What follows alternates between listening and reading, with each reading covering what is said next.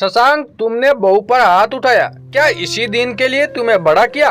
इतना पढ़ाया लिखाया कि तुम संस्कारी भूल जाओ और अपने घर की लक्ष्मी का यूं अपमान करो। प्रहलाद जी अपने बेटे को डांटते हुए बोले, पर पापा वो बेवजह की बहस कर रही थी मुझे। शशांक ने सफाई दी, कोई भी बात हो पर घर की लक्ष्मी का अपमान बिल्कुल गलत है। तूने बहू पर नहीं मेरे संस्कारों पर हाथ उठाया। आज तक मुझे देखा था कभी तेरी माँ से ऊंची आवाज में बात करते या हाथ उठाते। प्रहलाद जी बोले, पर पापा माँ ऐसी नहीं थी, वो आपकी हर बात मानती थी, तो आप क्यों उन पर हाथ उठाते? शशांक बोला, किसने कहा वो मेरी हर बात मानती थी?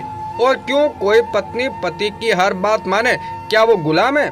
प्रहलाद जी बोले, पर पापा। शशांक बोला, परवर कुछ नहीं, जा बहू से माफी मांग अभी के अभी। प्रहलाद जी बोले, मैं माफी नहीं मांगूंगा। ये बोलकर शशांक गुस्से से बाहर चला गया। ये प्रहलाद जी और उनका बेटा शशांक की माताजी का देहांत आज से 8 साल पहले हो गया था और अभी अभी 4 महीने पहले ही शशांक की शादी प्रहलाद जी ने नूपुर से करवाई। बहू, क्या मैं अंदर आ सकता हूँ? शशांक के जाने के बाद प्रहलाद जी बहू के कमरे के बाहर से बोले, आइए ना पापा। नूपुर अपने आंसू पोंछते हुए बोली, बहू, मेरा रिश्ता तो नहीं तुमसे कुछ पूछने का, पर तुम्हारी सास के ना होने से मैं तुम्हारी सास और ससुर दोनों हूँ और इसी नाते यहाँ चला आया। प्रहलाद जी ने भूमिका बनाई, पापा आप बेझिझक बोलिए, क्या बोलना है, क्योंकि मैंने भी आपने एक ससुर की नहीं पिता की छवि देखी है। नूपुर बोली, तो इसी रिश्ते का मान रखे मुझे बताओ बात क्या है, क्या चल रहा है तुम दोनों की जिंदगी में? अभी तक बहस की थी तो मैं चुप था, पर आज शशांक ने हाथ क्यों उठाया तुम पर? प्रहलाद जी बोले, पापा उनका कहना है कि मैं उनके बाकी दोस्तों की पत्नियां जैसी नहीं हूँ, वो सब मॉडर्न है, तो उन्हें मुझे कहीं ले जाते शर्म आती है। आज अपने दोस्त के यहाँ वो मुझे जीन्स पहनकर जाने को बोल रहे थे, मैंने बोल दिया पापा घर में इसलिए मैं सूट पहन लेती हूँ, पर वो इसी बात पर गुस्सा हो गए और मुझे गवार बोलने लगे कि मुझे सलीका नहीं कहीं आने जाने का। जब मैंने विरोध किया तो ये बोल नूपुर छिसक कर पड़ी, बेटा क्या तुम्हें इन कपड़ों में आपत्ति है? प्रहलाद जी ने सवाल किया, पापा बात आपत्ति की नहीं, शशांक की आदत बन चुकी है अपनी मर्जी मुझ पर थोपने की, हमेशा जो मैं पहनती हूँ उसे बदलवाना ही होता है इन्हें। नूपुर बोली, देखो बेटा, कभी कभी एक दूसरे की पसंद का ख्याल रखना गलत नहीं, पर जब एक जना हावी हो रिश्तों पर तो उसे बदला जाना चाहिए। पढ़ी लिखी हो तुम, पर क्या फायदा है ऐसी शिक्षा का, इतने पढ़ने लिखने का जो अपने लिए खड़ी ना हो सको। प्रहलाद जी बोले, मैं समझ गई पापा आपकी बात, आप सच में एक पिता ही है। नूपुर आदर के साथ बोली। तभी वह शशांक आया तो प्रहलाद जी उठकर चले गए। मुझे माफ कर दो नूपुर, आगे से ऐसा बिल्कुल नहीं होगा, कितनी बात हो जाए मैं कभी हाथ नहीं उठाऊंगा। शशांक शर्मिंदा होते हुए बोला, पर नूपुर ने कोई जवाब नहीं दिया। काफी देर मनाने के बाद नूपुर ने इस शर्त पर माफ किया कि अगर भविष्य में ऐसा होता है तो शशांक को छोड़कर चली जाएगी। कुछ दिन बाद घर में पूजा थी। नूपुर, कल क्या पहनने वाली हो तुम? देखो सब रिश्तेदारों के साथ साथ मेरे दोस्त भी आएंगे, तो जरा ध्यान रखना।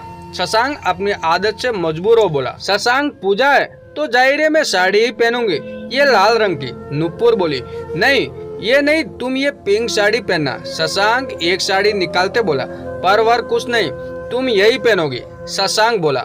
अगले दिन तैयार होते वक्त शशांक ने हरे रंग का कुर्ता पहना। तभी नूपुर वहाँ बोली, ये क्या शशांक, मेरी बेइज्जती करवाओगे मेरे पियर वाले के सामने? आप ये सुनहरी कुर्ता पहनो। क्यों, मेरे हरा कुर्ता पहनने से तुम्हारी क्या बेइज्जती होगी? मैं यही पहनूंगा।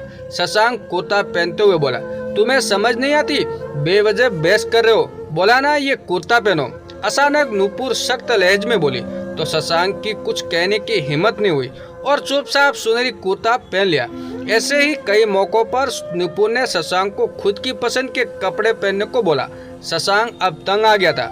नूपुर, इंसान की मर्जी भी कुछ मायने रखती है कि नहीं? जब देखो तब तुम मेरे लिए खुद से फैसले लेती, बिना ये जाने मुझे ये पसंद है भी है या नहीं। क्या पत्नी पत्नी का रिश्ता खुद की आज़ादी छीन लेते ऐसे?